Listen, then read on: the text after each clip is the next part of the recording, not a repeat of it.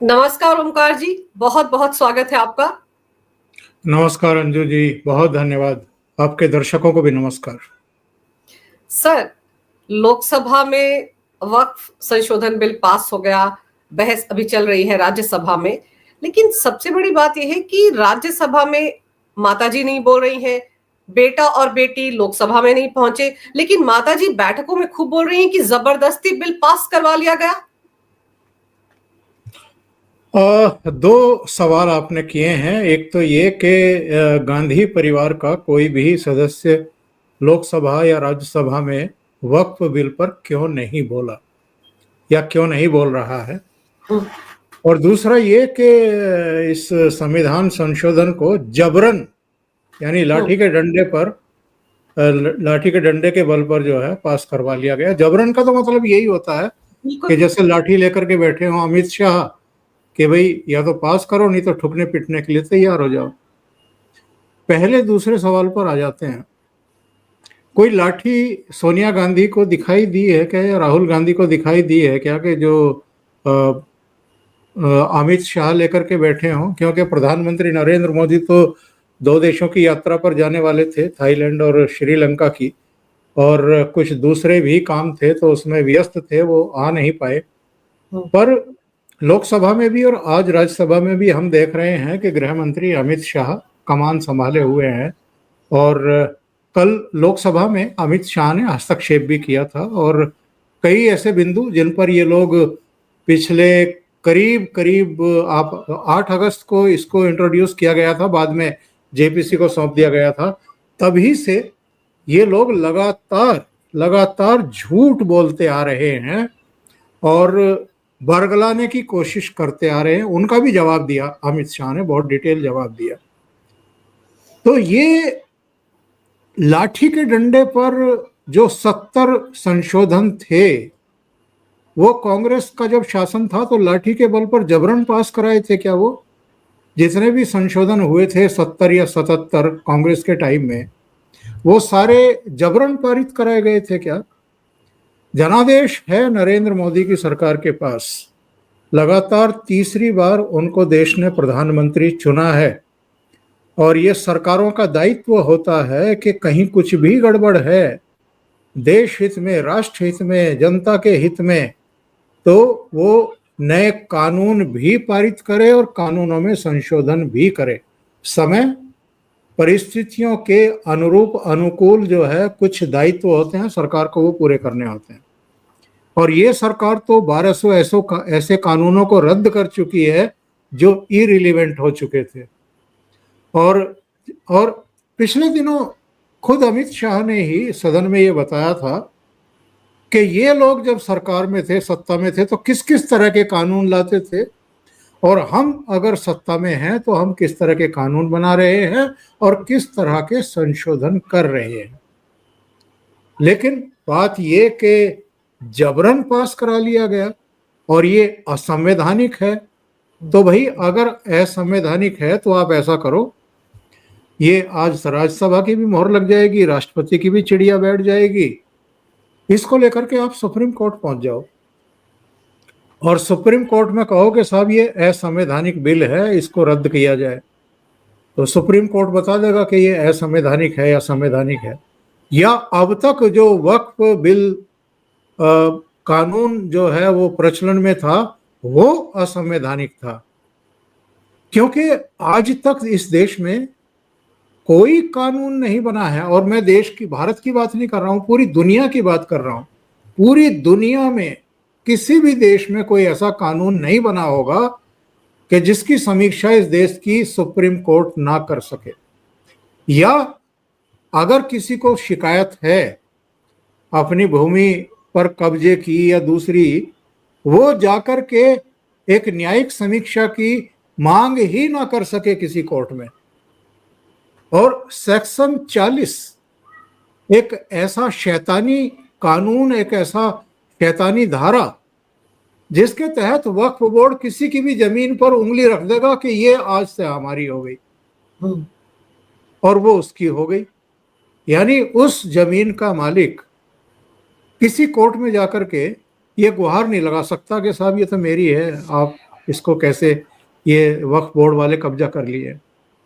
तो इन चीजों को अगर ठीक कर रही है मोदी सरकार, तो आप अफवाहें फैलाएंगे कि साहब मुसलमानों की मस्जिदें छीनी जाएंगी, मदरसे छीन लिए जाएंगे, यतीम खाने छीन लिए जाएंगे, आपके घर छीन लिए जाए, इस तरह की अफवाहबाजी, इस तरह की जो है वो।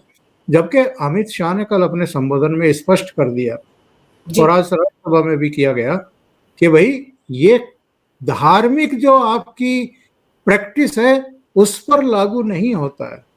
आपको जो आपके धार्मिक रीति रिवाज हैं वो आप करिए, उसमें हमारी कोई दखलंदाजी नहीं है। लेकिन जो एडमिनिस्ट्रेशन है वक्फ का और परिषद का, वहां ये काम करेगा। वहां पर कलेक्टर की भी भूमिका होगी, क्योंकि रेवेन्यू का रिकॉर्ड जो है सारा कलेक्टर के पास ही होता है। जिले का कलेक्टर ही बताता है कि ये जमीन किसके नाम रही है, किसके परदादा के नाम रही, दादा के नाम रही, पिताजी के नाम रही, किसके नाम रही है, तो उसकी भूमिका रहेगी। ये लोग तो कलेक्टर को भी कह रहे थे कि नहीं, कलेक्टर को भी हटा दो। यानी सारे असंवैधानिक काम तो खुद करवाना चाहते हैं और करते रहे हैं। गलत काम आप खुद करते रहे हैं और आप मोदी सरकार को कह रहे हैं कि साहब गलत तरीके से ये बिल पारित। गलत तरीके से कैसे होता है? 14 घंटे की बहस हुई है, सारे राजनीतिक दलों के नेताओं को बोलने का पूरा पूरा मौका दिया गया है। पहले 8 घंटे की तय थी, फिर स्पीकर ने कहा कि 11:30 बजे तक बढ़ा देता हूं, और वो बढ़ करके फिर 12 बजे हो गई। और 12 बजे के बाद जो हुआ है वो तो उस पर तो मैं अलग से, जब आप सवाल करेंगी तो बताऊंगा, क्योंकि मैं रात को 2:45 बजे तक जाग रहा था। सर मैं भी 3 बजे तक जाग रही थी। पर मेरे को एक चीज बताइए, सोनिया गांधी ने जो जबरदस्ती बिल पास करवाया है, ये बात कहकर आपको लगता है कि मामले को एक नया ट्विस्ट दे रही है? क्योंकि उनकी पार्टी के इमरान मसूद जो सदन में बोले थे, उनका भी ये कहना है कि संख्या बल में इन्होंने हमको पटक दिया। सर कोई पूछे कि संख्या बल पर ही तो लोकतंत्र चलता है, और कैसे चलता है? कुछ नहीं, एक्चुअल में क्या है कि जिस तरीके से 3 कृषि कानूनों का मुद्दा बनाया इन्होंने, सड़कों पर इन्होंने ला करके कुछ लोगों को बैठा दिया, उनका वित्त पोषण किया, 13 महीने तक तमाशा किया, देश और विदेश में मोदी सरकार की छवि खराब करने की कोशिश की गई, उनको किसान विरोधी साबित करने में पूरी ताकत लगा दी। ये जो पूरा इकोसिस्टम है इनका, ये भी उसी में लग गया। उसी तरीके का प्रयास ये अब भी कर रहे हैं। इनकी कोशिश एक्चुअल में यही है कि जिस तरीके से 3 कृषि कानून जो बाकायदा दोनों सदनों की मोहर और राष्ट्रपति की मोहर लगने के बाद अस्तित्व में आए थे, उनको चैलेंज कर रहे थे, उनके बारे में ये कह रहे थे कि ये किसान विरोधी हैं, ये काले कानून हैं, इनको तो वापस लिया जाना चाहिए। उसी तरीके से अब ये साबित करने की कोशिश कर रहे हैं कि भाई बहुमत के आधार पर इन्होंने कानून पारित करा लिए, जबरन पारित करा लिए, और ये सरकार तो, मोदी तो मुसलमान विरोधी हैं। तो ये देश के भीतर भी और देश के बाहर भी इसको एक परसेप्शन बनाएंगे, इकोसिस्टम के जरिए भी। और धरने, प्रदर्शन, बवाल ये पश्चिम बंगाल में शुरू हो गया, क्योंकि वहां की मुख्यमंत्री ममता बनर्जी ने कहा कि मैं आपके साथ हूं। मतलब उनको खुली छूट दे रही हैं कि आप सड़कों पर आओ और तमाशा शुरू करो। वहां तो शुरू हो गया, बाकी जगहों पर भी ये यही सब करेंगे। एक सवाल जो पहले सवाल के उत्तर में छूट गया था कि माँ, बेटी और बेटा तीनों क्यों नहीं बोले हैं, तो केरल की सियासी मजबूरियां हैं अंजू जी, आप समझ नहीं रही हैं। वायनाड से पहले राहुल गांधी जीत करके आए, उनको मुसलमानों के वोट भी चाहिए और ईसाइयों के वोट भी चाहिए। अब बहन जी वहां से मेंबर ऑफ पार्लियामेंट हैं, तो उनको भी मुसलमानों के भी वोट चाहिए और ईसाइयों के वोट भी चाहिए। वहां के जो ईसाई हैं, उनके जो संगठन हैं, उन सब ने चिट्ठियां भेजी हैं अमित शाह को और किरण रिजिजू को, और अपना समर्थन दिया है इस बिल को। उन्होंने कहा कि हम तो पीड़ित हैं। यहाँ पर केरल में मुसलमानों के संगठनों ने, वक्फ बोर्ड ने हमारी बहुत सारी जमीनें हजम कर ली हैं, खा ली हैं, ली हैं, तो हमें तो बड़ा रिलीफ मिलेगा इस कानून से। तो मुझे ये बताइए कि अगर राहुल गांधी बोलते तो क्या बोलते? या प्रियंका गांधी बोलती तो क्या बोलती, किसके पक्ष में बोलती, बिल के पक्ष में या बिल के विपक्ष में? बिल के विपक्ष में बोलती तो इंडिया अलायंस के सारे घटक दल जो है वो सवाल खड़े करते कि तुम तो केरल की अपनी राजनीतिक मजबूरियों के चलते बिल के समर्थन में खड़े हो गए हो। अगर विरोध करते तो वहां पर ईसाइयों के वोट जो हैं वो खिसकने का डर था। तो इनकी सियासी मजबूरी थी, इसलिए तीनों ने चुप्पी साधने का ही फैसला किया। सर, और इसी मुद्दे की तरफ राज्यसभा में जेपी नड्डा ने ध्यान दिलाया। उन्होंने कहा कि हमारे पास वायनाड के ईसाई संगठन क्यों आ रहे हैं। हमने तो उनसे पूछा, भाई अपनी जो सांसद महोदया है उनको बताकर आए हो या नहीं, तो सीधे हमारे पास वो क्यों आ रहे हैं। तो इसी तरह वो इशारा कर रहे थे, राजनीतिक मजबूरी जो आप बात कर रहे हैं। लेकिन सर, राहुल गांधी नहीं बोले, प्रियंका वाड्रा नहीं बोली, लेकिन आप ये देखिए कि जिस तरफ आपने भी इशारा किया कि रात को 1-1:30 बजे के आसपास वोटिंग हो गई थी लोकसभा में, लेकिन लोकसभा तो 2:45 बजे तक चली और राहुल गांधी तो आए, वोट दिया और भाग लिए। उनकी पार्टी के शशि थरूर ने सवाल उठाया था जिसका जवाब गृह मंत्री ने दिया। उस वक्त वो नदारद थे, पूरे दिन नदारद थे। चलिए आप नहीं बोलना चाहते ना बोले, लेकिन कम से कम नेता प्रतिपक्ष इस नाते तो बैठे लोकसभा में। रात को मैं तो 2:45-3 बजे तक जाग रहा था। आप बता रही हैं कि आप भी देख रही थी। तो चूंकि हम जर्नलिज्म से बहुत लंबे समय तक जुड़े हुए हैं, तो ऐसे समय मतलब ऐसी रातों को हमारा रथ जगा हो ही जाता है जी। मैं तो आपको बताऊं, जब सुनीता विलियम्स लैंड कर रही थी अमेरिका में, तो सुबह 5-5:30 बजे तक मैं जाग रहा था। सर मैं भी तो उसी नाव पे सवार थी, मैं भी देख रही थी कैसे आएगी, कैसे लैंड करेगी, कब बाहर निकलेगी उस कैप्सूल से, सब देख रही थी। हाँ हाँ, तो वो ये बीमारी है और इस बीमारी से निजात इस जन्म में तो नहीं मिलेगा। नहीं मिलेगी। बहरहाल आपने देखा होगा कि राहुल गांधी कितने अनमने ढंग से बैठे हुए थे जब तक वक्फ बिल लोकसभा में पारित नहीं हो गया, और किस किस अंदाज में बैठे थे। मैं आपको बताऊं कि चेयर इधर है, सामने चेयर है, और ये ऐसे बैठे हुए थे, इस तरीके से बैठे हुए थे, यूं किए हुए बैठे थे। तो किरण रिजिजू ने अपने भाषण में ये कहा कि जिनको मैं सुना रहा हूं वो सुन नहीं रहे हैं। मतलब ये उनका बड़प्पन था कि वो ये नहीं कह रहे थे कि नेता प्रतिपक्ष सो रहे हैं या झपकी ले रहे हैं। तो आप कितने सीरियस हैं, कितने नॉन सीरियस हैं, आपके इन जेस्चर्स से पता लग जाता है। दूसरी बात, इतने महत्वपूर्ण बिल पर चर्चा हो रही है, आप नेता प्रतिपक्ष भी हैं और कांग्रेस संसदीय दल के नेता भी हैं।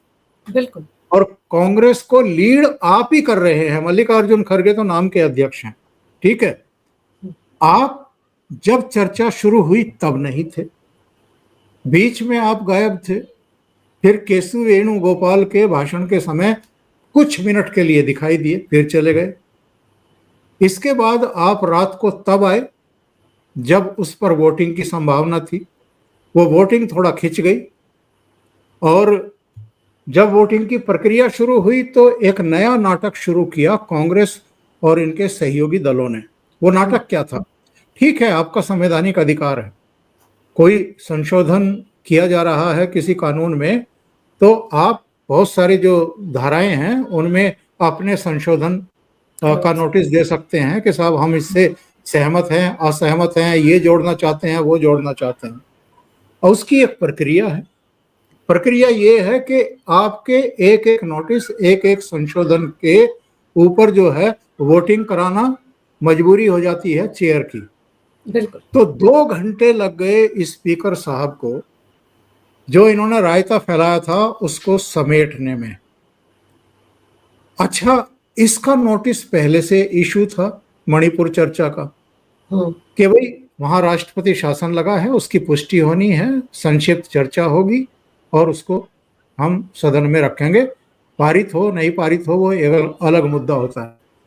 आइडिया ये था कि दोपहर में 12 बजे चर्चा शुरू हो रही है, रात को 8 बजे तक नहीं निपटेगी, 9 बजे तक निपट जाएगी, 1 घंटा और ले लेंगे, 9:30 बजे तक निपट जाएगी, 10 बजे तक निपट जाएगी। लेकिन ये एडामेंट थे, और शायद स्पीकर को, सदन को, गवर्नमेंट को एक सबक सिखाने के मूड से आए थे कि अगर आप वक्फ बिल ला रहे हैं, आपका बहुमत है, आपकी ताकत है, आप इसको पास करा ही लेंगे, तो इसको हम इतना पेचीदा कर देंगे, इतना लंबा खींच देंगे कि आप पस्त हो जाएंगे। तो रात को 2 बजा दिए इन्होंने, पारित तो हो गया वो, ठीक है। उसके बाद क्या किया, अमित शाह ने प्रस्ताव पेश कर दिया मणिपुर वाला कि अभी चर्चा कराएंगे, क्योंकि हम तो रात को 10 बजे सोच रहे थे कि 10 बजे तक वक्फ बिल पारित हो जाएगा, उसके बाद आधा पौना घंटा, 1 घंटा, 1.5 घंटा जो भी लगेगा चर्चा में, जिसको जो बोलना है वो बोलेगा, उसके बाद इस पर मतदान करा लेंगे और ये पास हो जाएगा।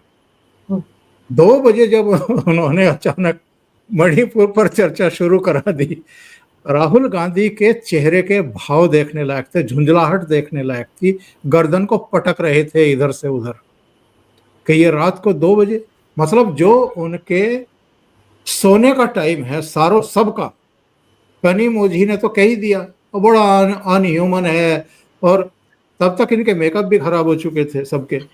तो हालत ये थी इनकी, सारे थके हुए थे, आंखें उतरी हुई थी, चेहरे उतरे हुए थे, चेहरे पीले पड़े हुए थे। एक तो डिफीट हो चुकी थी वक्फ बोर्ड पर, दूसरे इतनी लंबी चर्चा हो गई थी, फिर मतदान की प्रक्रिया में 2 घंटे लग गए, और उसके तुरंत बाद मोटा भाई ने जो है मणिपुर पर चर्चा शुरू करवा दी। तो इनके तोते उड़ गए। इन्होंने सोचा कि यार रात को 2 बजे मणिपुर पर चर्चा हो रही है। और आपने नोट किया होगा, शशि थरूर थोड़ा सा बोले, ये लोग इतने परेशान दिखाई दे रहे थे, इनके चेहरों पर हवाइयां उड़ी हुई थी, नींद जो है वो इनके ऊपर हावी थी, इनकी आंखें बोझिल थी, चेहरे पीले पड़े हुए थे, वैसे ही थके हुए थे। और जब बोलना पड़ा, क्योंकि सब तैयारी करके आए थे कि भाई 10 बजे के आसपास बोलने का मौका मिलेगा तो हम लंबी लंबी फेंकेंगे पहले की तरह। मणिपुर पर तो एक पूरा सेशन ये वॉश आउट कर चुके थे, और इनके प्रवक्ता राहुल गांधी अपनी जनसभाओं में, प्रेस कॉन्फ्रेंस में प्रधानमंत्री नरेंद्र मोदी पर छींटाकशी करते थे, उनकी छवि को धूमिल करते थे कि ये महिला विरोधी हैं। वहाँ 2 महिलाओं को नेक्ट करके जो है घुमाया गया, उनके साथ बलात्कार किए गए।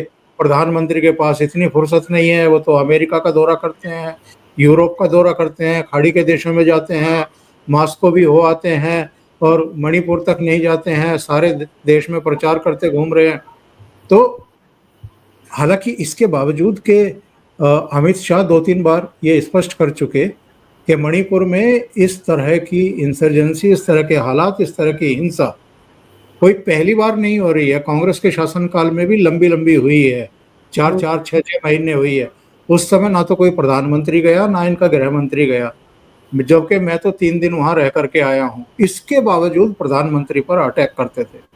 तो मणिपुर मणिपुर चिल्लाते रहे, और जब मणिपुर पर चर्चा का सवाल आया तो राहुल गांधी सदन छोड़ करके भाग खड़े हुए, सदन छोड़ करके भाग खड़े हुए।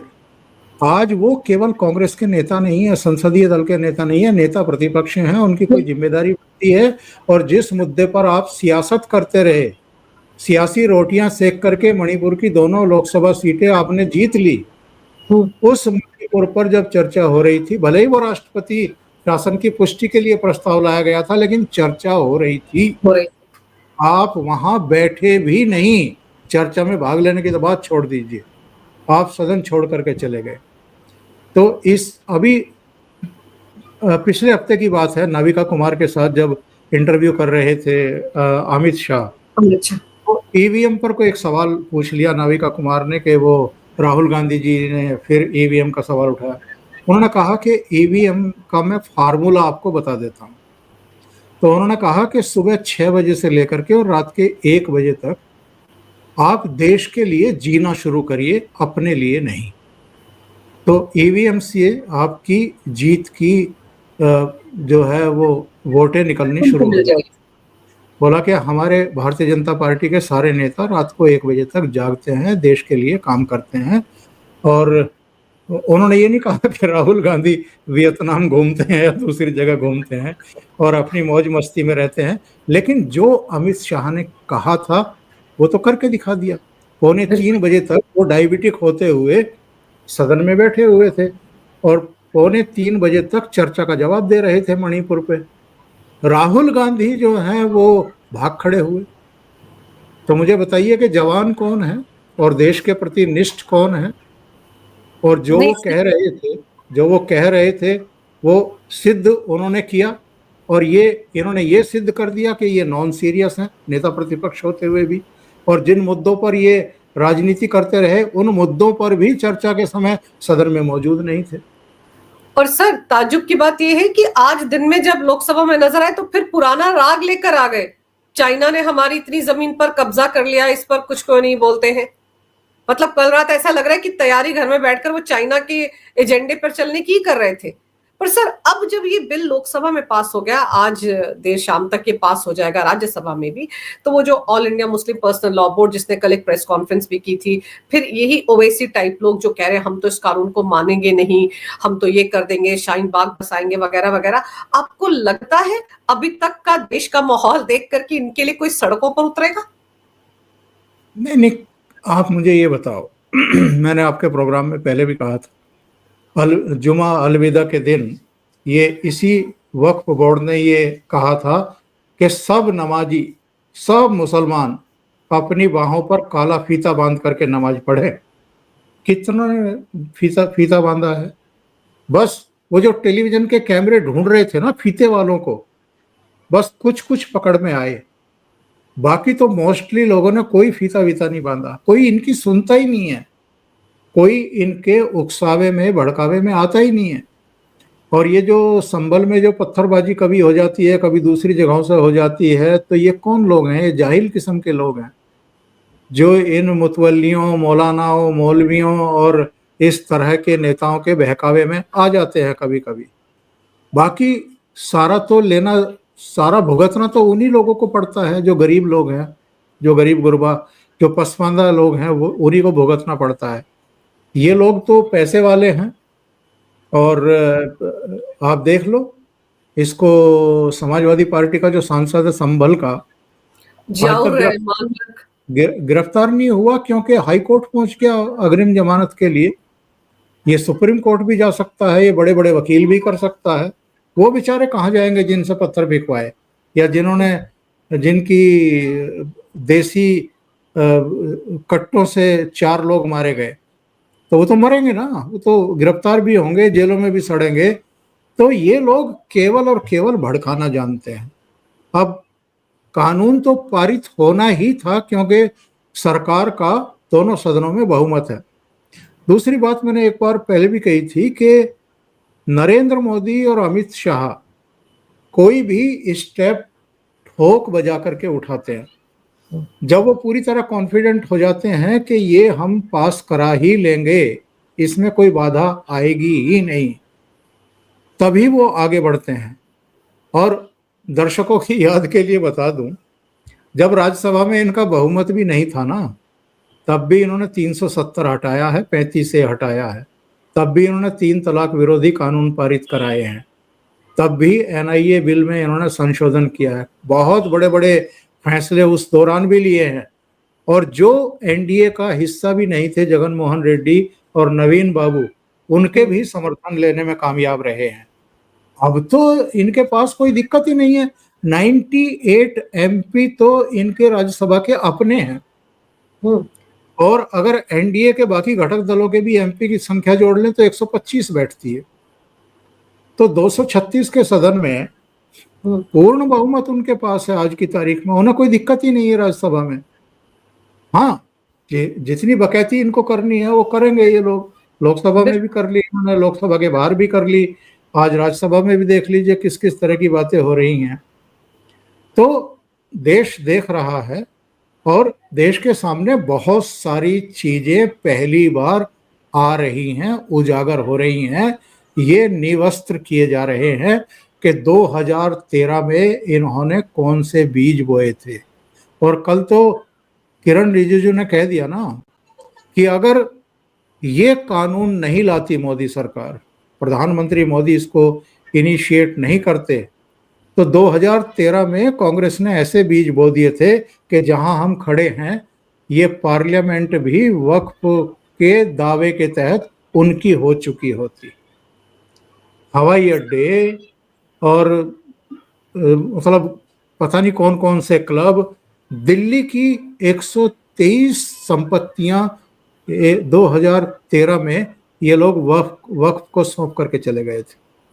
आप अंदाजा लगा सकते हैं, ये जो मोहब्बत की दुकान की बात करते हैं ना, मोहब्बत की नहीं, ये लूटपाट करने का लाइसेंस देने की दुकान चलाने वाली है कांग्रेस, और वही हम देख रहे हैं। और इसीलिए अब इतने इनके पेट में मरोड़ उठ रहे हैं, दर्द हो रहे हैं कि साहब जितने इन्होंने चुनाव जीतने के लिए कर्मकांड किए थे, पाप किए थे, वो सब अब मोदी सरकार जो है वो ठीक कर रही है।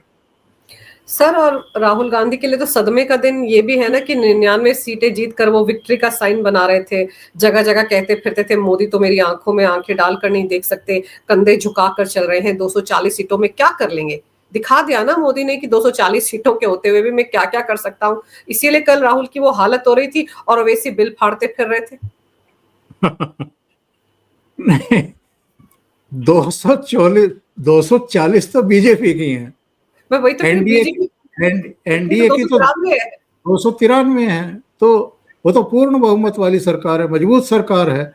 और आप देखो ना, जब ये वक्फ बिल इंट्रोड्यूस किया गया था 8 अगस्त को, और फिर जेपीसी को सौंपा गया, फरवरी में फिर ये पार्लियामेंट को वापस दिया गया संशोधनों के साथ, उस समय किस तरह का वातावरण पूरे देश में इन्होंने बनाने की कोशिश की थी। जगह जगह लोगों को सड़कों पर उतार दिया था, और वैसा ही माहौल बनाने की कोशिश की गई थी जैसा सीएए के दौरान इन्होंने देश में आग लगाने की चेष्टा की थी। लेकिन इस बार सरकार ज्यादा तैयारी के साथ थी, ज्यादा सतर्कता के साथ थी। और उसके बाद इन्होंने एक और दांव खेला था कि चंद्रबाबू नायडू पर और नीतीश कुमार पर इतना प्रेशर बनवा दो, ये वक्फ बोर्ड के जितने भी ये मठाधीश बैठे हुए हैं, इनके बयान आने शुरू हुए कि चंद्रबाबू नायडू और नीतीश कुमार अगर इफ्तार पार्टी दे तो हम उसका बहिष्कार करेंगे, मुसलमानों को उसका बहिष्कार करना चाहिए। यानी उन पर इतना प्रेशर बना दो।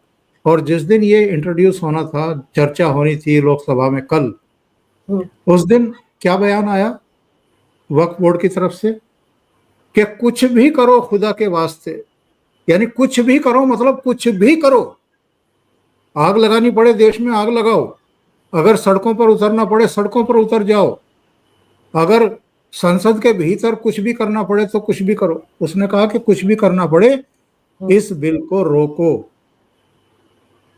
भाई, आप एक लोकतांत्रिक देश में हैं या नहीं हैं, या किसी शरिया कानून वाले देश में, इस्लामी देश में काम कर रहे हैं, बैठे हैं? यहां लोकतांत्रिक तरीके से जो संसदीय प्रणाली और प्रक्रिया है उसी के तहत काम होगा। और जिसका बहुमत है, जिसको सरकार और जिसको प्रधानमंत्री चुना है इस देश ने, वो देश हित में, राष्ट्र हित में जो भी जरूरी है वो जरूर करेगा। कोई वक्फ बोर्ड, कोई पर्सनल लॉ बोर्ड, कोई उनकी जमीयत उलेमा हिंद टाइप संगठन, उनकी पिछलगू पार्टियां रोक नहीं सकती। सर, अब जैसे इमरान मसूद कह रहे हैं कि वो तो सुप्रीम कोर्ट का दरवाजा खटखटाएंगे, तो देखते हैं कांग्रेस की आगे की रणनीति क्या रहती है। लेकिन फिलहाल इतना तो तय है कि ये जितने भी वक्फ प्रेमी थे, इन सब की एक झटके में मोदी सरकार ने बोलती बंद कर दी है।